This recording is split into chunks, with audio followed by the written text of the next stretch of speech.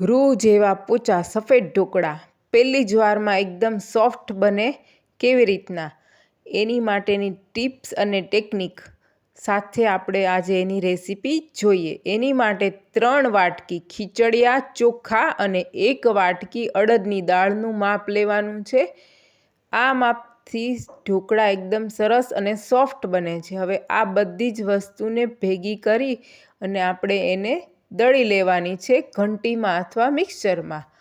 હવે ઢોકળા અથવા ઇડલીનું premix ready છે. હવે એમાંથી ઢોકળા કેવી રીતના બને એની પ્રોસેસ જોઈએ. તો એક બાઉલમાં લોટ લઈ લીધો અને ખાટી એવી છાશ ઉમેરીને સરસથી હલાવી લેવાનું છે. સરસ મજાનું લમ્પ્સ વગરનું આપણે બેટર તૈયાર કરી લઈએ. હવે એકદમ સરસથી હલાવીને બેટર તૈયાર કરી લેવાનું છે. હવે આ લોટમાંથી આપણે ઢોકળા ગમે ત્યારે બનાવી શકીએ છીએ. હવે બેટરને 5 થી 6 કલાક રેસ્ટ માટે રાખી દઈશું એટલે સરસથી આથો આવી જશે. હવે બેટરમાં જરૂર પ્રમાણે મીઠું ઉમેરી સરસથી હલાવી લઈએ. ચેનલને લાઈક કરો, સબસ્ક્રાઈબ કરો અને બેલ આઇકોન પ્રેસ કરો. રેસીપી ક્યાંથી જોવો છો એ પણ કમેન્ટમાં કહો અને નવી રેસીપી કઈ જોવી છે એ પણ કમેન્ટ કરીને જણાવો. હવે જે પ્લેટમાં આપણે ઢોકળા બનાવવાના છે એને ઓઇલથી સરસ મજાનું ગ્રીસિંગ કરી લઈએ.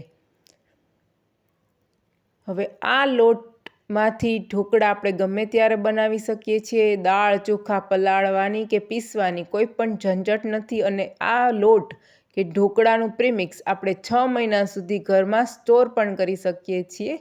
ક્યાંય પણ જાય ત્યાં પણ લઈ જઈએ અને બનાવી શકાય છે.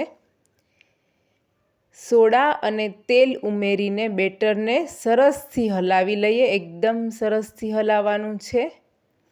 પાણી થોડું ઉમેરી લઈએ અને સરસથી એકદમ હલાવી લઈએ. આપણું બેટર ફૂલી અને સરસ ફ્લફી થઈ જશે.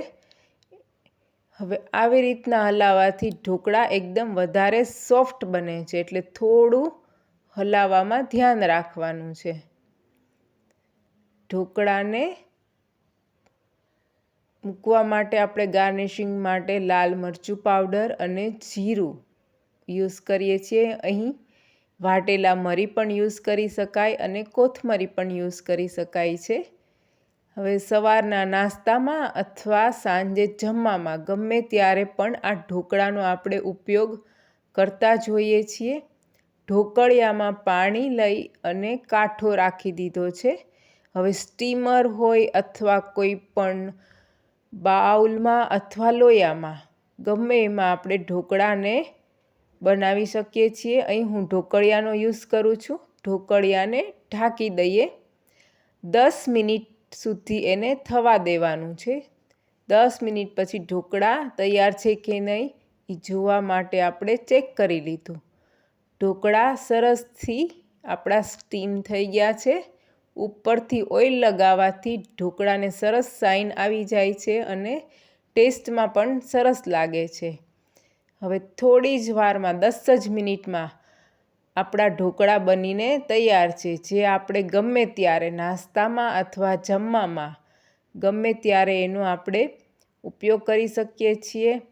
અને થોડી વાર પછી આપણા એના પીસીસ કરી લઈએ તો રૂ જેવા પોચા ઢોકળા ઘરે આરામથી બની જાય છે અને બહુ જ સરસ બને